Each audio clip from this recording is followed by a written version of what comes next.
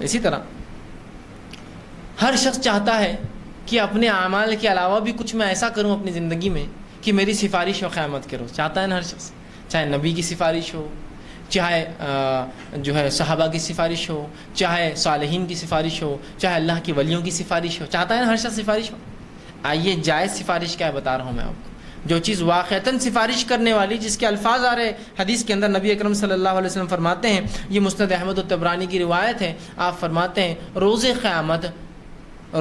قیامت کے دن روزہ اور قرآن سفارش کریں گے, شفاعتی بننے والے ہیں. کون؟ روزہ اور قرآن. اب دیکھیے بتایا جا رہا ہے, جو بتایا جا رہا ہے وہ زیادہ افضل ہے بنسبت اس کے جس کو ہم سوچ رہے ہیں وہ کریں گے یا نہیں کریں گے, لیکن یہ تو ہے یہ کرنے والے ہیں. روزہ اور قرآن قیامت کے روز سفارش کریں گے, اور روزہ آ کر کہیں گے اے اللہ یہ شخص میری وجہ سے, میری خاطر کھانے پینے سے اور شہوت سے رکتا رہا. روزہ کیا ہوتا ہے؟ سورج